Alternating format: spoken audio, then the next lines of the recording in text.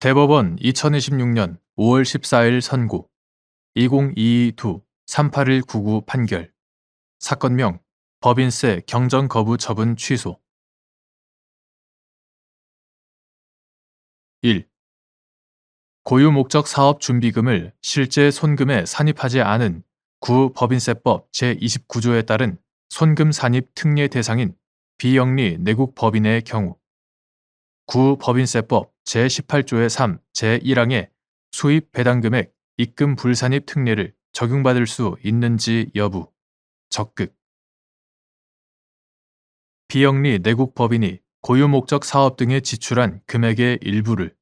구법인세법 제29조에 따라 고유 목적 사업 준비금으로 실제 손금에 산입한 경우 수입 배당 금액 입금 불산입 특례를 적용받을 수 있는지 여부 소극 구법인세법 2014년 1월 1일 법률 제121665로 개정되기 전의 것 이하 같다. 구법인세법 제18조의 3 제1항 제3항 제29조 제1항 구법인세법 시행령 2019년 2월 12일 대통령령 제295295로 개정되기 전의 것 이하 같다. 구법인세법 시행령 제17조의 3 제4항의 문헌 및 체계와 입법 취지 등을 종합적으로 고려하면 고유 목적 사업 준비금을 실제로 손금에 산입하지 않은 비영리 내국 법인에 해당하는 경우 수입 배당 금액 입금 불산입 특례를 적용받을 수 있다. 즉, 구법인세법 제29조에 따른 손금 산입 특례 대상인 비영리 내국 법인이라 하더라도 고유 목적 사업 등에 지출된 금액을 실제로 고유 목적 사업 준비금으로 손금 계상하지 않았다면 이때는 구법인세법 시행령 제17조의 3 제4항이 정하는 수입 배당 금액 입금 불산입 특례 제외 대상인 구법인세법 제29조에 따라 고유 목적 사업 준비금을 손금에 산입하는 비영리 내국 법인이 아니라고 봄이 타당하다. 반면 비영리 내국 법인이 각 사업연도에 고유 목적 사업 등에 지출한 금액에 대하여 일부라도 구법인세법 제29조에 따라 고유 목적 사업 준비금으로 실제 손금에 산입하였다면 수입 배당 금액 가운데 그와 같이 손금 산입되지 아니한 부분이 남아있더라도 이에 대해서는 구법인세법 제18조의 3 제1항의 수입 배당 금액 입금 불산입 특례를 적용받을 수 없다고 보아야 한다.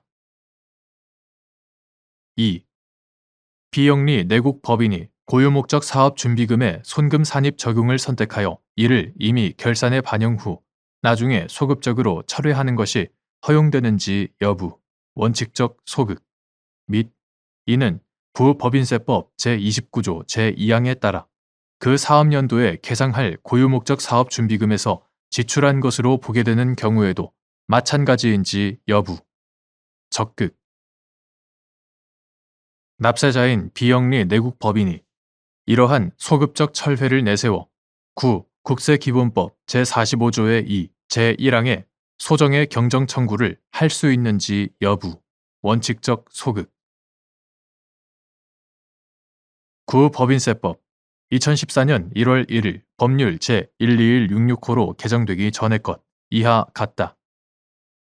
구법인세법 제29조 제1항에 따른 고유 목적 사업 준비금은 비영리 내국 법인이 결산에 반영하여 손금으로 계상하였을 때에는 이를 손금으로 보고 결산에 반영하지 아니하여 손금으로 계상하지 않은 경우에는 손금으로 보지 않는 이른바 결산 조정 사항에 해당한다.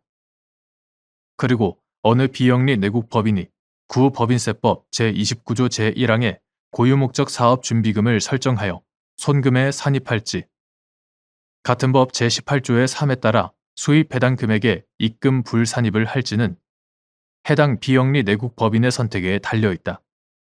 그러므로 비영리 내국 법인이 고유 목적 사업 준비금의 손금 산입 적용을 선택하여 이를 이미 결산에 반영하여 손금으로 계상한 이상 수입 배당 금액의 입금 불산입을 적용받겠다고 나중에 번이하여 고유 목적 사업 준비금의 손금 산입을 소급적으로 철회하는 것은 구법인세법 제29조 제1항에서 고유 목적 사업 준비금을 결산 조정 사항으로 정한 취지에 반하여 법령상 다른 정함이 있다는 등의 특별한 사정이 없는 한 원칙적으로 허용될 수 없다. 이는 구법인세법 제29조 제2항에 따라 그 사업연도에 계상할 고유목적 사업준비금에서 지출한 것으로 보게 되는 경우에도 마찬가지이다. 나아가 납세자인 비영리 내국법인이 이러한 소급적 철회를 내세워 구국세기본법 2019년 12월 31일 법률 제168415로 개정되기 전의 것 구국세기본법 제45조의 2 제1항 소정에 경정 청구를 하는 것도 다른 특별한 사정이 없는 한 불가능하다고 보아야 한다.